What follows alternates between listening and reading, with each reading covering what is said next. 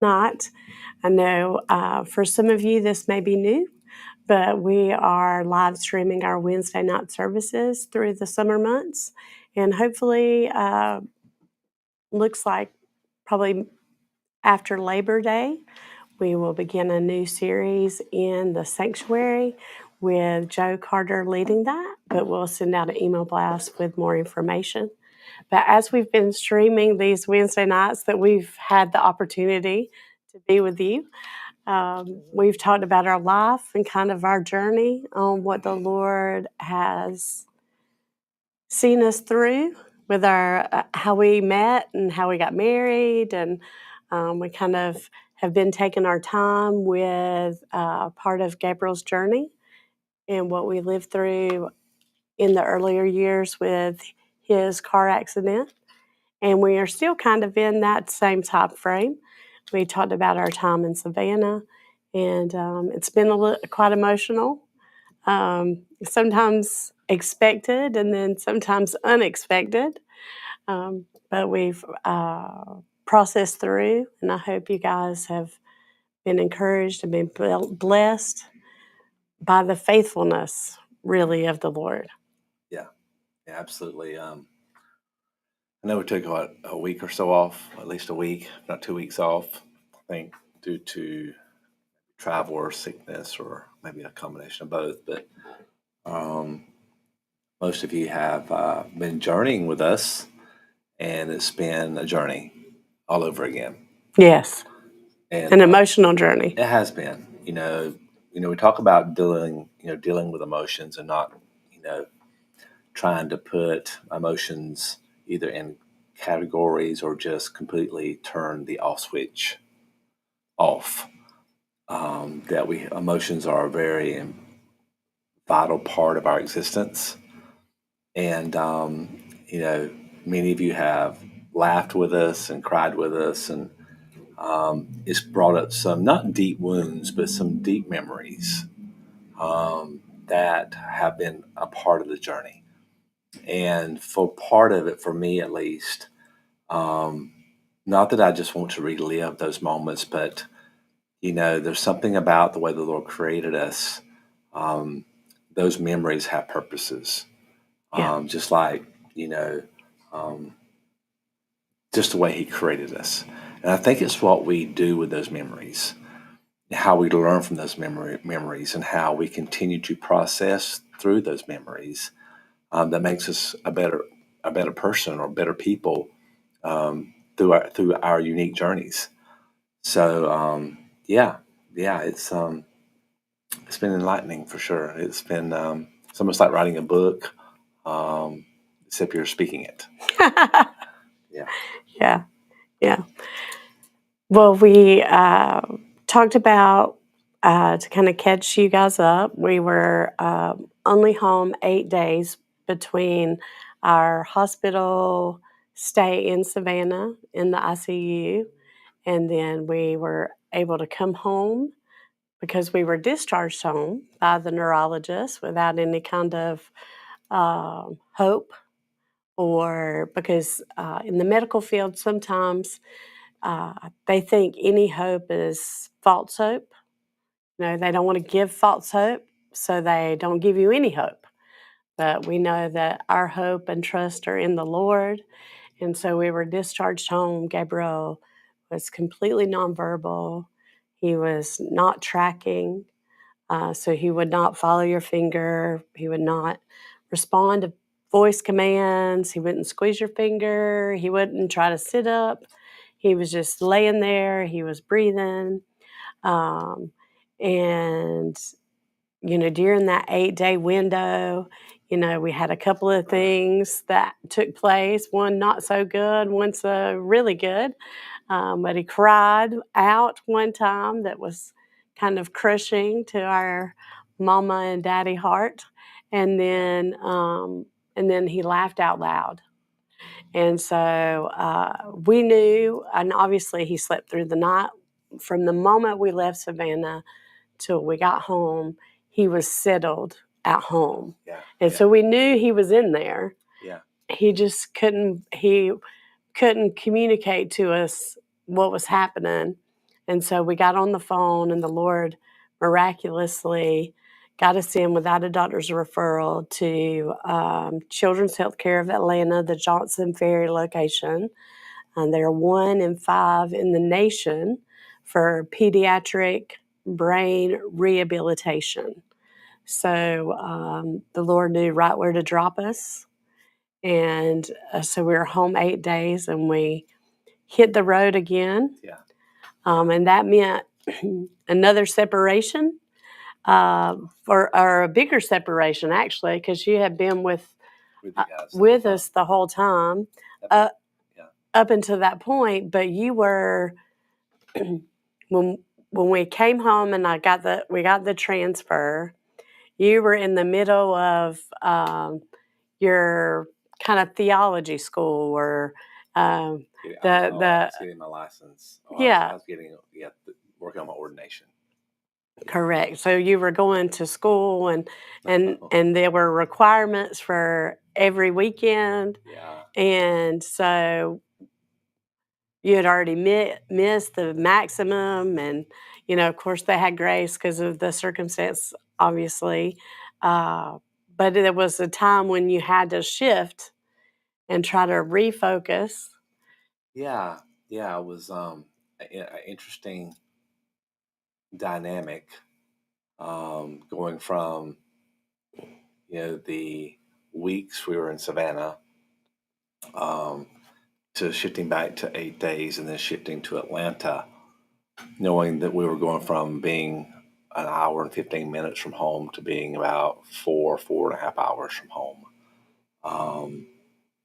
Yeah. And so I think, for me, we were semi discussing what we would talk about tonight. And I don't want to, I know we walked through a lot of the aspects of the accident and different aspects of Revelation. I think that was important for people to hear how Jesus was showing up on the scene and how he's always doing more than we can see. He's a very complex God that does a lot at one time in many different spheres. And you have to understand that when you're walking with the Lord, is that it's just not about you. You're part of the mix, but it's just not about you or us. But God was doing a lot of things at one time. I don't want to leave out, our time in Atlanta, even though that was the longest stay in the hospital Yeah. that you had, because I was not staying in the hospital like she was. I was traveling back and forth every other weekend.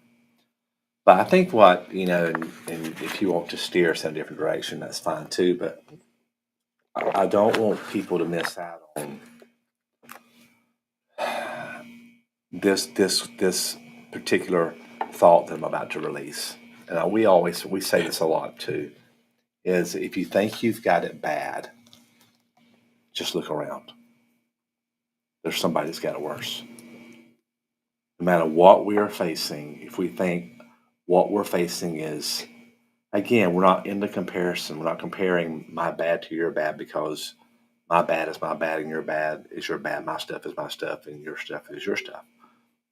But as critical as Gabriel was, when we got to Atlanta, and I want to share a few of the stories, if you don't mind, of people who were in worse shape than we were, kids. Yeah. That were bad. They were very sick. But here's the difference between us, difference between people listening, how differently people are, and how they handle things, and how they work and process through things, is that what we saw was a fundamental that God instituted into life when He said, "Let there be life," and breathed life into Adam, and then brought Eve out of Adam and started everything. And was the institution of family. How important family was, and some of the things we saw in Atlanta was anything but family. There were kids, and And I want you to talk about, if you don't mind. I don't remember the little girl's name. Haley. Haley, yeah. But just a few stories that we'll share because as hurting as we were, whew, as hurting as we were, there were children that were also hurting. As hurt as Gabriel was physically with the traumatic brain injury, what made Gabriel different than a lot of these other kids is Gabriel had two parents that were being parents. And you might say, well, I would be there for my child, or I'd be there for my loved one, or my husband or wife, and I hope you would be. But what we saw was the complete opposite. We saw a lot of children that there was no one there to love them. There was no one there to care for them. There was no one there to say it's going to be okay. And God used you in one particular instance to share that love, and I want you to share that story. Okay. So there was a 3-year-old girl with a spinal injury. So she was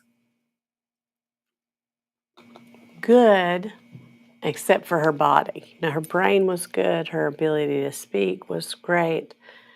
She was not breathing on her own, and had to wear a halo, and then she lived on a vent. So she had to learn to hear the machine breathe for her and then speak. And I didn't know we were deep diving. So, I just feel like we can't leave these things out. no, I agree. I just, um, so obviously, Gabriel was still, we didn't have to tie him in with sheets and towels and stuff. They were able to get the proper way to transport him. So he had a little chest straps and side things, a little headrest to hold his head up. So he wasn't. I know last week or the last time we talked about it, you brought up that one particular experience, and I had not anticipated it. It hit me harder than I expected, I guess, when we had to kind of makeshift strap him in. But Haley, she loved Gabriel. Um, and some of you who know Gabriel are like, oh, yeah, I get that. Well, Gabriel wasn't really, again, he's not talking at this point. We're learning all kind of things. And I'll go into a little bit more about where he is and where we were during that time frame. But in this particular situation, Haley was right next door to us. And so Jamie would come up on the weekends or a weekend. So they would alternate. Jamie would come up on the weekend, and then my parents would come up, and then Jamie would come up, and my parents would come up. And that was kind of our routine. And Haley even loved my daddy. I don't know if you remember that, but Papa Morrell. But she would only eat if we went to dinner or if we were at dinner, if we sat with them. They had a hard time getting her to eat. And her mom and her own struggles, was Not there a lot. not there a lot. So in you can they provide MARTA passes and different things. And Haley's mom would, use those. And she would, go away for a while. And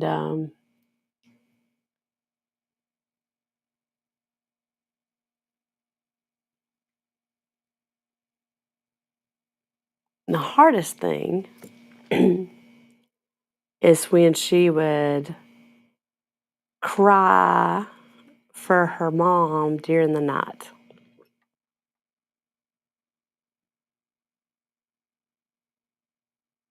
and just that yearning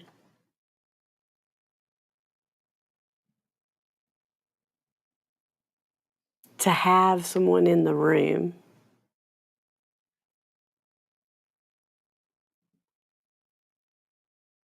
was really was really hard to hear, you know. And I think it's important for people to understand,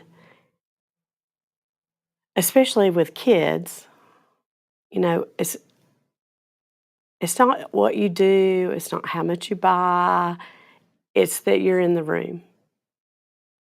If you show up, it does something for them, to them. Um, It brings a huge level of comfort. Just your presence. yeah, just the visuality of you being there. Because you got to think we're next door, and Radonna has done everything she can possibly do to make that room look like Gabriel's room. Yeah, I was going to go there, but I Yeah. hadn't yet. But with what she did as far as just making him feel like it was similar to his his home environment. But then but at the same time you're looking at 4 hospital walls, and there's no doubt it's a hospital, and nothing looks familiar. No matter, I don't know where they came from. We were 4.5 hours away. Being 1 out of 5, she could have been from another state for all we Yeah. know about. So nothing looked familiar to her. Cutest little girl, never forget it. Had the halo on her head that was supporting her neck. She was paralyzed from the neck down. And I would go in there every time I went, speak to her and talk with her. And you were right; she had to time her talking in between the breaths of the machine. But even in her condition, she found some type of joy and purpose in where she was. In a sense, happy to be alive in the capacity in which she was, but still longing. No matter with us being there, we were not her parent or parents, but we were like almost like maybe the wrong word, arrogant or something, or a step in, or a get by, or She felt, yeah, but family adjacent. yeah, but I think she realized what was going on in the room beside her. Meaning, you were there, I was there, people were coming in and out, and only thing that was coming in and out of her room, most instances, was doctors. So she was longing for Well, and it was, some sense of normality. yeah, and it was more compounded on the weekends, obviously, you Yeah. know. And that, yeah, basically, yeah. And like I vaguely remember seeing her mother and never saw her on a weekend. Yeah. It's like she vanished on the weekend. So just kind of almost like that sense of abandonment. Yes. Like you have abandoned me. Yeah. And you would think, guys, as we're talking through this tonight, that who would do that to their kid? Well, believe it or not, a lot of people have done it, are doing it, and will still do it. I think if we're not careful, we become very selfish. If it doesn't fit in our agenda, or if it messes up our lifestyle, or our patterns, or our whatever we're doing in life, circle of life, then if it poses a threat to that, then all of a sudden we do something in opposition of that. But Well, and I think too, it's important to recognize, you know, sometimes we put more on us, ourselves, adults. So we feel overwhelmed, obviously, with the situation or the circumstance. And so we try to cope in ways that we know how. But I think that sometimes us coping is detrimental to the person who needs the support. Yeah. And so, what I would say, especially just to kind of bring us out of this, my heart hurting in the moment, remembering that cry in the night, um, is again, as we're being overwhelmed, it is okay to be overwhelmed. We just can't check out. Be overwhelmed Yeah. Still got because you don't have to do anything, you know. sometimes just be present. Exactly. Yeah. But the comfort comes with the presence, with the in the room, you know. Yeah. Even when we were talking last time about Gabriel crying out and we couldn't take it. You couldn't take it, I couldn't take it. And we were darting like for the woods. Chung. And I'll never forget you turned and was like, "You stay." And I'm like, "How can I stay? I can't handle this." But I stayed. Do you know what I'm saying? And, I mean, who knows? Because the things that I came to terms with Gabriel in that time of his life, because he was nonverbal, he had no way of expressing his emotions at all, how he was feeling, what he was thinking. He could not express in any capacity other than his body would turn red all over. That's the only way we knew anything was happening. But I knew, and it goes back to that 1 Thessalonians 5:23, that spirit, soul, and body. I knew his spirit was whole. So I knew his spirit knew I was there. I knew his spirit could hear what I was saying. I knew his spirit wasn't damaged. Really, his soul was, maybe traumatized, fragmented in places, but it was only the body that was broken down at that point. And so, the Lord had already allowed me this intense love connection with him before the accident because during this time I couldn't really, well, at this point I could hold him, but wasn't like what you would think because he had no way to support himself. So it was not, you know, Dead weight. yeah, it was not very like you would think, oh, in the movies, it was not anything like that. It was difficult, you know, but it's almost like when we've done all that we know to do, we stand. Basically, the same thing. When you've done everything you know to do, and you cannot know to do anything else, just be in the room. Just show up. Just be there. Yeah. You don't have to fix it. You don't have to say anything. You don't have to Yeah. do anything. So many people check out, and I can't say in my whole life I had checked out, um, but it's tough because, man, everybody does things differently, and people respond and react differently. But And one is not good or bad or indifferent. I think for the most part, people do the best they can do, you know? And the biggest thing is try not to harm, you know? yeah, yeah, it's interesting that we have that choice whether to stay in the present or check out. Whereas in some instances, and again, I don't know all of God's creatures, but for ones that I have seen that, let's just use, we have geese all around our house. If something happens to one of their little ones or you approach them or something, there's danger, they don't run. They attack the danger. They're protecting those little ones at all cost. It's interesting that they have that internal mechanism, but yet sometimes we turn ours off. Well, it goes back to that whole, though, fight or flight position of your position, fight or flight. because again, the root of that is survival.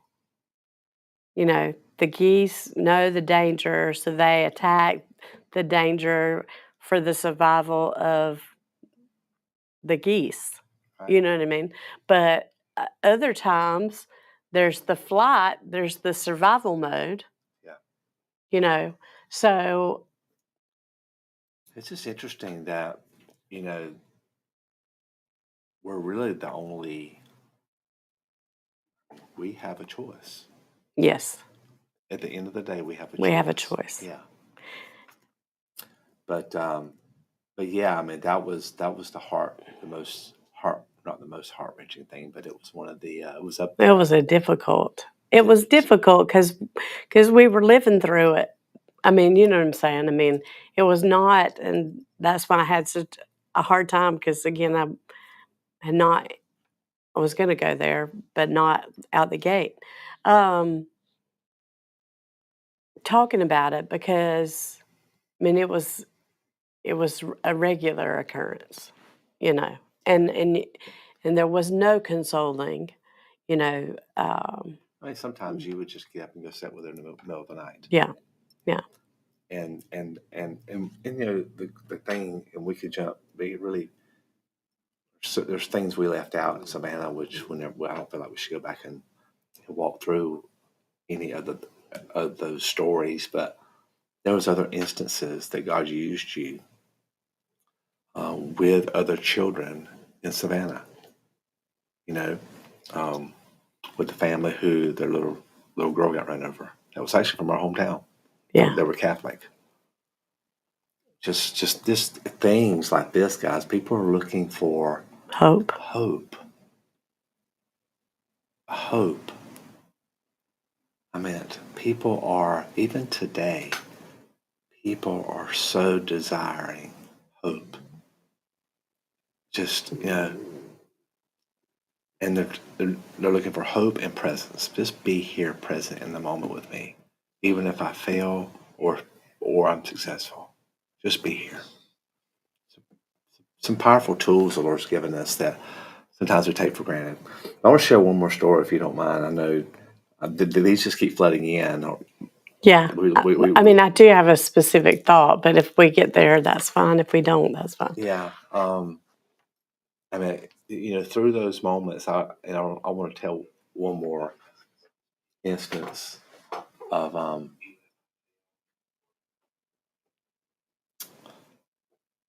heard myself. Yeah, it's okay. I, I think somebody trickled in and I, is trickling out. I was like, I heard myself in an echo. But as I would journey back and forth, meeting new people and Things would change a lot things were because it'd be a 2 week rotation for you. yeah, things were changing, and Gabriel was Improving. improving, and we met a young girl who I think fell off of a car. I don't know if she was a cheerleader or something, banged her head, no physical damage, but a personality change. Remember that? Yeah, she was not a cheerleader. She became a cheerleader. She was, and that's the other intricate. The brain is so intricate. So you see no difference. You meet her precious, sweet, because sometimes for those of you who don't know, if the brain misfires, it can manifest as anger. So if that, I just lost it.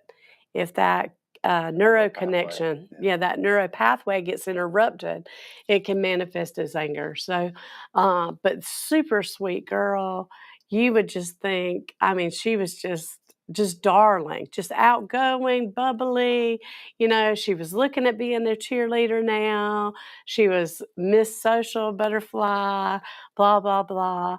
And come to find out, talking to her mom, she was completely different. Like nothing was affected physically, but her personality. And I've always been grateful in Gabriel's case. He's always been Gabriel. I mean, from pre-accident, going through this, post-accident, he is consistently who he was, who he is, who he will be. His personality is the same, but hers was completely different. Shy, almost introverted girl to this like inhibitions out the window, just And she just rolled off of a yeah, she was sitting on the hood of a car and fell onto the parking lot. You just never know with the brain itself on Yeah. how that. But I want to tell this one more story. You guys would go down from your room into this physical therapy room, big room, and they'd have all the kids in there. And I never forget, um, you called me and you said, when you come, Gabriel's got something new he wants to show you. And I remember, they kidded us that he was the best dressed kid because every other week I'd come through a Tangler outlet on the way up the interstate, and there was a Carter's. Well, and you weren't the and Nana Faye was rocking Yeah. it too. And I would always buy him a new little outfit Yeah. every other week. They were like, he is the best dressed kid in here. Now, I came in there and he was able to roll over. Yeah. And that was, guys, you thinking, that's a big thing. I mean, it's a big thing when an infant is able to roll over. But you're talking about at this point, Almost 4. almost 4-year-old for the first time, post accident, he's able to roll over. Yeah. And he was he was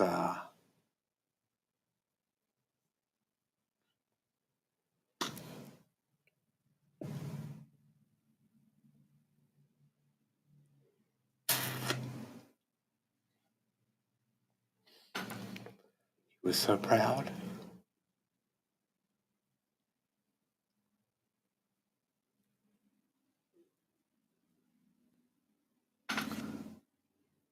He could roll over.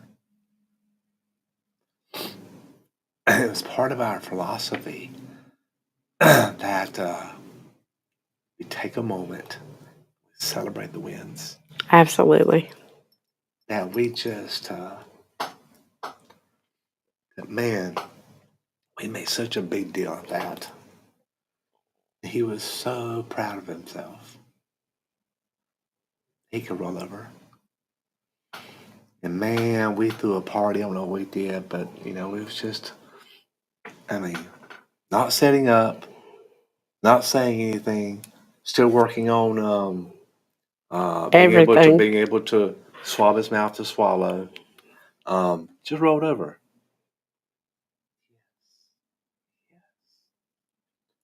At the same time, when I was in that room, I met this kid, 17 or 18-year-old. And he was in the center of the room, and he was standing in this device that was keeping him upright. Yeah, he wasn't standing. The device was helping him Was stand. yeah. The device had complete control of him, of his body. I'll never forget this, and I don't remember the young boy's name, but I said, "What's his story?" Because everybody's got a story, and this another one of those heartbreaking moments. So we don't know much about him except he came from a very wealthy family. The family brought him here and dropped him off to us, and their instructions were, "If he gets better, call us. Only if he gets better." This kid had gotten in an accident, a boating accident, I believe, and severely burned, but through the trauma of the accident, could not move one muscle. The only way he could communicate was blinking his eyes. So if you looked at him and completely cognitive, his yes and no's are one blink or two blinks. And I'm like, where are those who up to this were saying, "I love you, son. I'm proud of you, son"? They're gone. And I'm like, oh, it made me step back and realized how of an important role that we, as life givers, as people who come from us, our children, how important our role is in their life. And again, another one of those places of just being present. Um, I just never got past that one too well. I'm like, because I'm thinking, we're young still, we're younger, and I'm like, if he doesn't get better, where does he go? Who's going to tell him they love him? Who's going to come visit him? When's he going to see some familiarity? When's he going home? A lot of these kids never go home. And just, so I go from that one triumph moment of Gabriel rolling over to meeting this kid that communicates with a blinking of an eye. Just many things, guys, that we ran into in our journey in Atlanta. Not all, gut wrenching and will bring tears to our eyes, but a lot of that is there. A lot of kids, a lot of families are hurting, and I just believe God used us, more you than me, because you were there present more than I, in a powerful way to step in and just show the love of God to these kids. I just believe that. Almost like a Kairos moment. Yeah, definitely. And I think that we don't realize, obviously we know that the Lord orders our steps. He orders what we go through, and we don't know the for lack of a better way, the ripple effect that that we may have. I know that, when Gabriel was sleeping through the night at home those 8 days, in my head I was like, I am determined to do everything I can do to make him feel safe, to make him have a sense of home. Um, I took the sheets from his bed because, again, he was, um, They were blue. I remember that. yeah, blue gingham check, baby blue gingham check. But I took sheets, I took toys, I took. I would I would take tissue and spray my body spray on it and lay beside his head. Um, I mean, he was my job, you know, um, and we were in it. And I think that for me, and I didn't really know because you were here one weekend, that I didn't see you a weekend. Then I'd see my parent, or then I'd see my parents, and then the next weekend.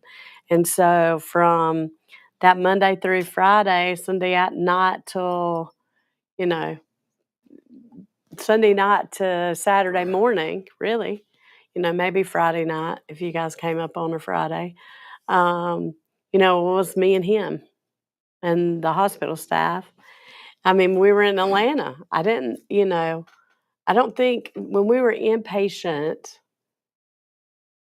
I don't think I took a day pass, except for when he got to go out. Um, but I wanted to talk, for me and my perspective of my time during that, because sometimes when you're going through something, so if like when I was recovering from back surgery.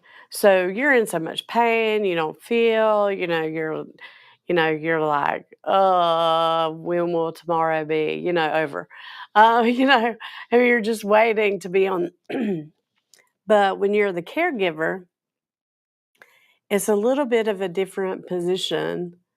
And so I want to talk to that just a little bit because, like how we were saying, be in the room, be a presence. Even if you're feeling overwhelmed, it's okay to be overwhelmed, you know, because we're not down, but we're not destroyed. And so it's okay to feel like you can't handle it or you can't deal with it. It's okay to have those emotions, but have those apart from especially when you're talking about the parent child dynamic.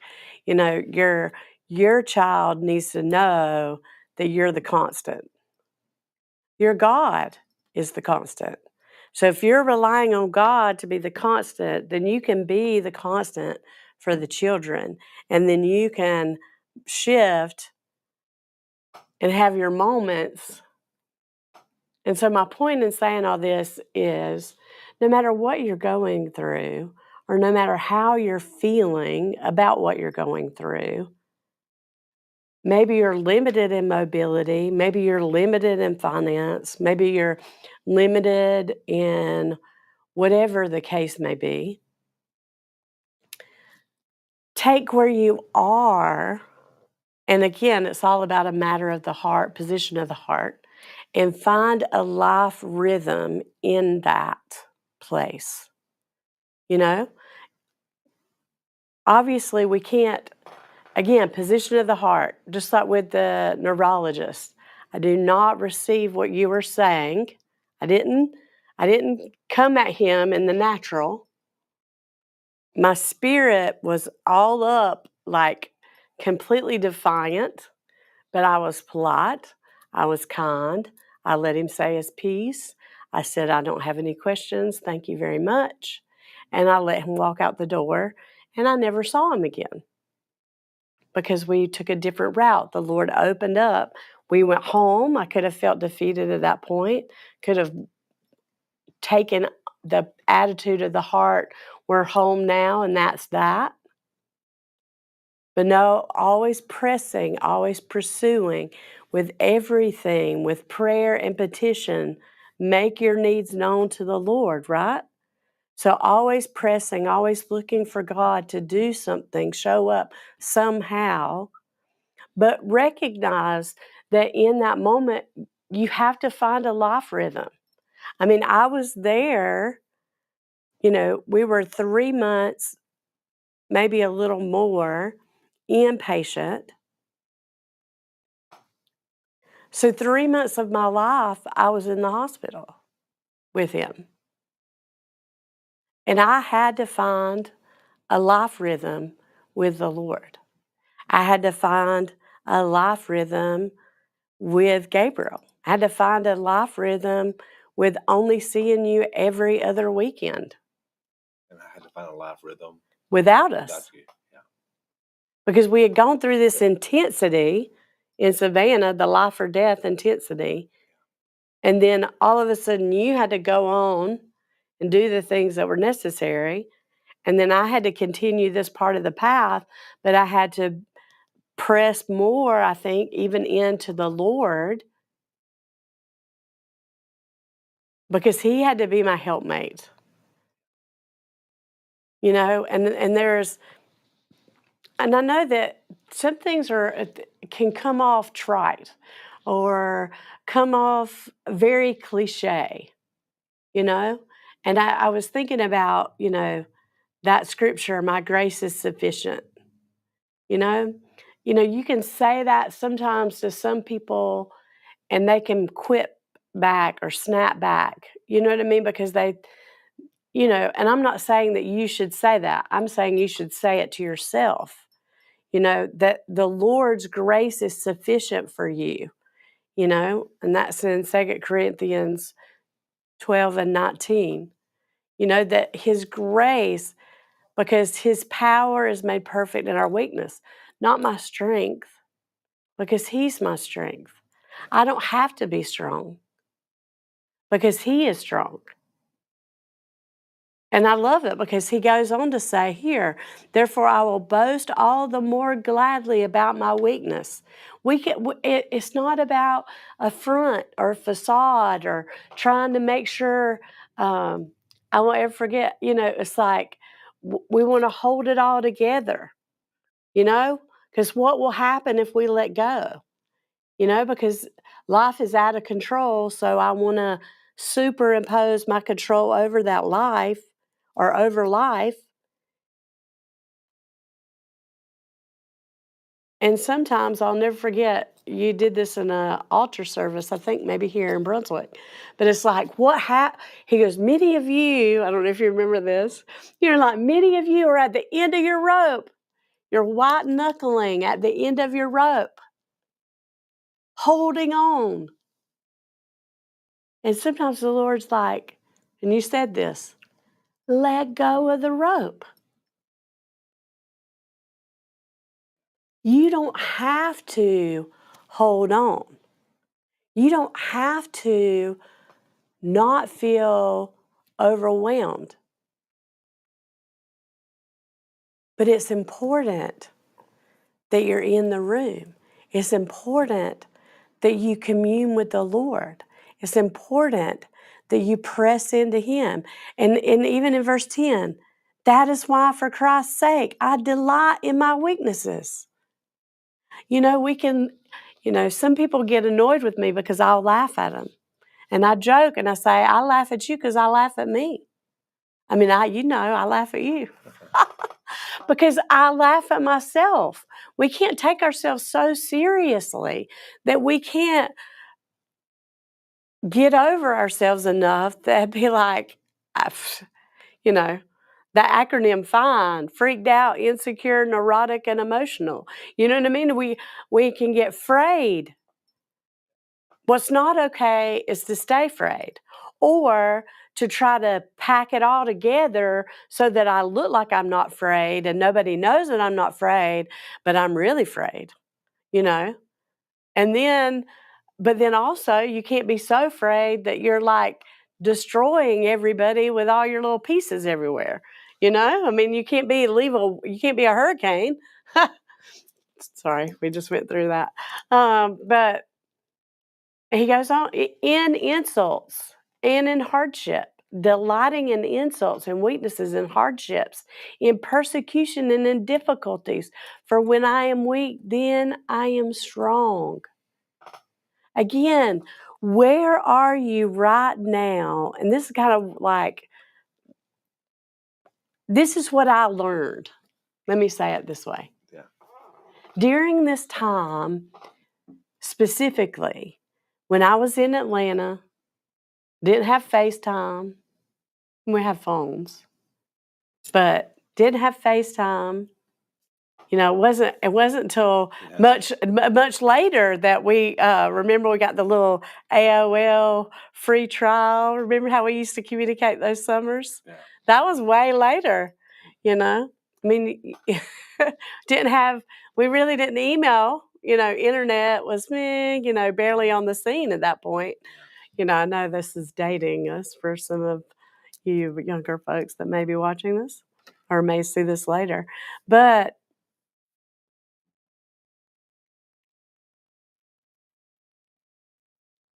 I had to find a way to live.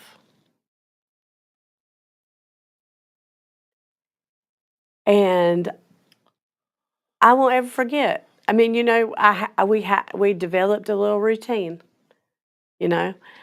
And Jamie's right. We had all these kind of crazy like exercises, We would get him up. I'd clean him up. I'd dress him. If there were stuff we had to do because he lived in it was called was it a Kelly bed or a Craig bed? I can't remember. Craig bed? Anyway, it's like a giant padded playpen that was like 3 foot high. The sides were, so I get down in the floor with him. Well, not in the floor, but in his bed. Um, but get him dressed, get him in his chair. We had all these oral exercises.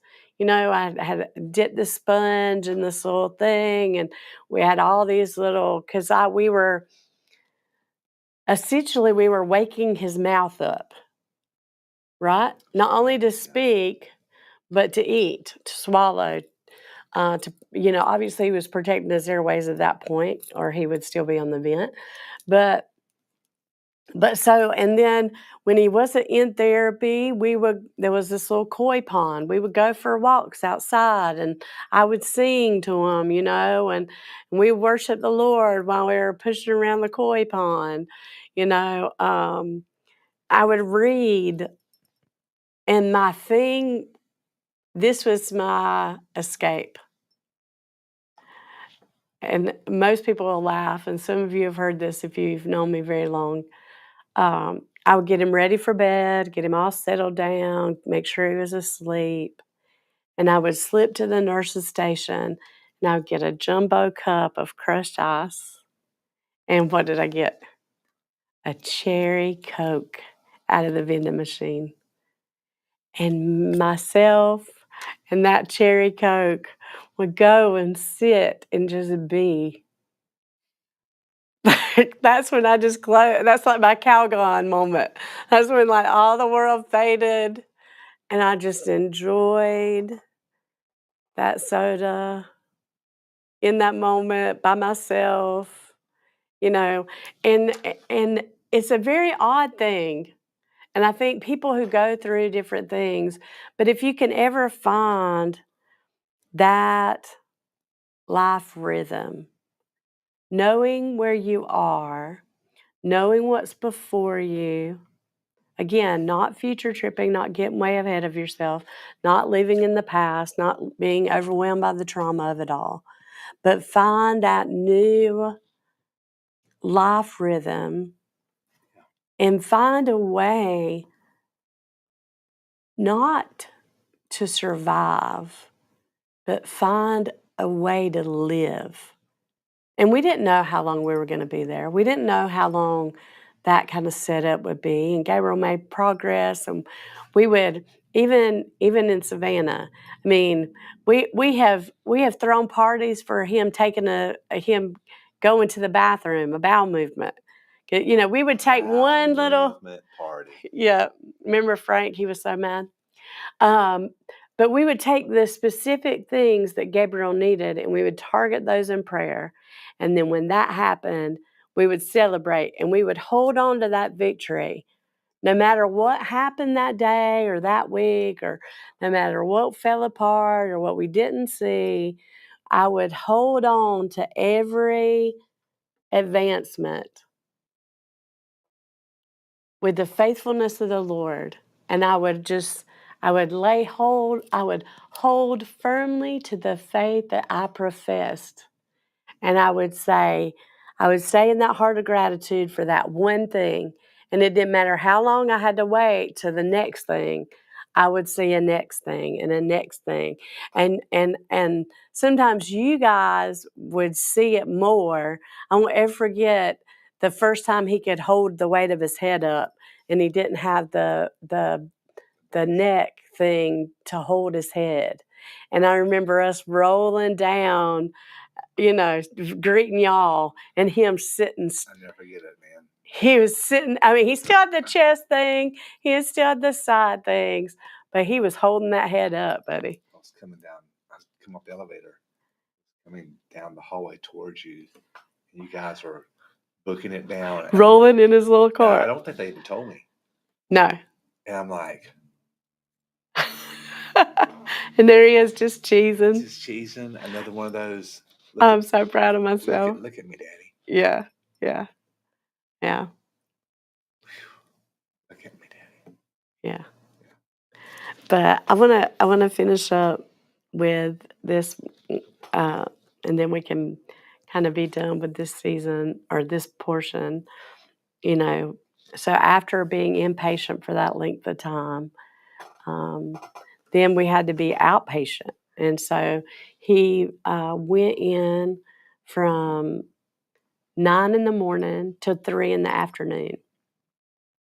And it was a day rehab. So this was Monday through Friday, 9 in the morning to 3 in the afternoon. Now, so we lived this new life rhythm, right, for like 12 weeks or whatever it was. And then Okay, now's the day rehab portion. Okay, what does that look like? Well, my aunt and uncle lived in Decatur. And so we lived in their spare room, me and Gabriel, or Gabriel and I. And we drove into downtown Atlanta. We did our commute. I mean, again, he was my job, he was my work. That's what I did. I took care of him, I got him up, I drove him into downtown Atlanta, except, and this was hard for me, because think about this, I've been in the mix this entire time. I've been in the mix. And so now I can't go back. I'll never forget I can't remember if it was like the first day and I didn't know it or something, but I remember being completely floored. Like I was like there, I was ready, I was getting ready to go back with Gabriel, and they're like, "Er, sorry, Miss Jackson." And I'm like, "What? What? I don't get to I didn't get to do therapy. I didn't get to help him, you know?" And so I was like, so then again, like that rhythm, that pattern, that kind of safe place that I had structured for myself with this kind of order of my day that I had developed in the hospital, all of a sudden that was gone, you know? And it was like, okay, now you got to relearn a whole nother rhythm. We still had the weekend thing going on with you and my parents, and that kind of thing. But now, we're in a home, which was, obviously a lot better than being in a hospital. But just, completely again started a whole new life rhythm. And I mean, and in Decatur, while it's not far out of downtown Atlanta, it's not like I could drive him to downtown Atlanta and then go back to Decatur and go back and pick him up. That's insanity. I mean, so from 9 to 3, I had to figure it out. I mean, talk about getting comfortable. Some people don't understand the context when I go, I'm good with myself. I can go to the movies by myself. I can take myself to dinner. I can go to lunch by myself. I can go shopping by myself. I can do all these things by myself and I'm totally satisfied only because I was forced to do it. And again, it was a whole new life rhythm for me. And so I want to encourage you that no matter where you are, whether you're inpatient, whether you're outpatient, whether you are working a job you don't want to be at, or you don't have a job and you don't know when the next job is going to come, you know, find a life rhythm with the Lord and and keep pressing. Um, so one of my favorite quotes is by Thoreau, and it says, "Go confidently in the direction of your dreams. Live the life you've imagined." And I will never forget when I shared it with your mom for the first time, and I don't remember what part of our journey that was, but she laughed at me. Like she was like, "Are you kidding me? Live the life you've imagined. Are you kidding me?" And I was like, "No, no, no, no. You have to understand. It is a position of the heart. I'm going confidently in the purpose that God has for me. I am walking the path because He is ordering my steps, and I will live the life that He's dreamed for me to have in my children, in my husband, in my family, in my church, in all aspects." But it's about positioning our heart before the Lord and allowing Him to be our end all faith, hope, trust, strength, peace. He is the source of all these things. And continually drawing on that, knowing that no matter where I find myself today, there is no fear of missing out because the Lord is guiding me. I just wanted that piece of encouragement, that life lesson, that anchor in the Lord where I had to keep relearning how to not just survive, but how to live. Absolutely. We are very adaptive people if we choose to be. And are a lot. I mean, listen, life throws Crazy curveballs. some crazy things And in one the is boat. not worse than the other. No. Your hardest place is your hardest place. Your highest high is your highest high. But this is a bad analogy, but I'm going to use it anyway. I love bad It's analogies. like the first time I watched Castaway. Talk about living a new life rhythm. Coming from about to get engaged to married love of his life. To being stranded on the To being island. stranded on an island. Alone. For 3 years. Yeah, I forget. Something like that. And then, but his rhythm was to get back home. Yeah. And against all, I know it's just a movie, but to get back. And once he got back, he had to learn a new life rhythm because she'd moved on. Yeah. So you have to, whatever is thrown your way, you got to find peace in it. And then reset the rhythm of life where you are. Yeah. And watch God just show up. He just shows up. I mean, I said it Sunday. He's in the good and he's in the bad. Yeah. He's in the details. He's in the details of your life. Yeah. That was a good message. So I saw it online because I was not happy with my body. It was not cooperating. Yeah. I was very sick, fever and all that, but I was listening. Yeah. Well, thank you guys for joining us tonight. Again, we'll be back next week. Yeah. And I don't know where we're headed from here in the journey, but we got probably a couple more weeks left, and then we start the new series with Job. Yeah. In September. So had a great weekend, a great church service. Fed 425 families on Saturday. Very hot, but man, did we have just a glorious day in the Lord with people just coming through that were struggling, and at least we helped them in some capacity of the need they're in.